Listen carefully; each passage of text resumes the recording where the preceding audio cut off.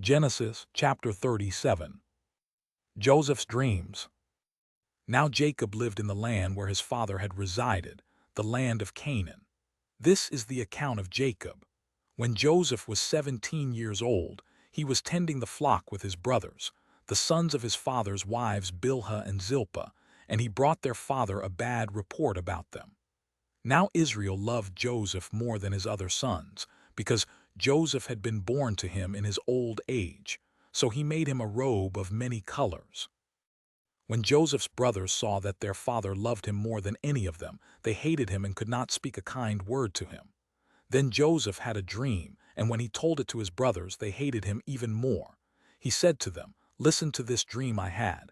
We were binding sheaves of grain in the field, and suddenly my sheaf rose and stood upright while your sheaves gathered around and bowed down to mine. Do you intend to reign over us?" his brothers asked. "Will you actually rule us?"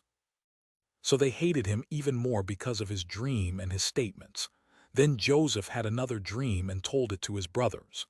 "Look," he said, "I had another dream, and this time the sun and moon and 11 stars were bowing down to me." He told his father and brothers, but his father rebuked him and said, "What is this dream that you have had? Will your mother and brothers and I actually come and bow down to the ground before you?" And his brothers were jealous of him, but his father kept in mind what he had said. Joseph sold into Egypt. Some time later, Joseph's brothers had gone to pasture their father's flocks near Shechem. Israel said to him, "Are not your brothers pasturing the flocks at Shechem? Get ready, I am sending you to them." "I am ready," Joseph replied. Then Israel told him, "Go now and see how your brothers and the flocks are faring and bring word back to me." So he sent him off from the valley of Hebron. And when Joseph arrived in Shechem, a man found him wandering in the field and asked, "What are you looking for?" "I am looking for my brothers," Joseph replied.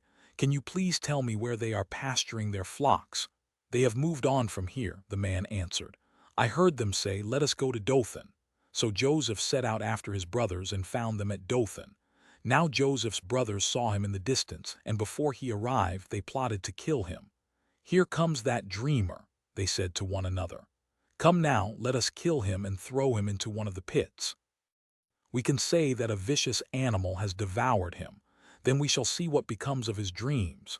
When Reuben heard this, he tried to rescue Joseph from their hands. "Let us not take his life," he said. "Do not shed his blood. Throw him into this pit in the wilderness, but do not lay a hand on him."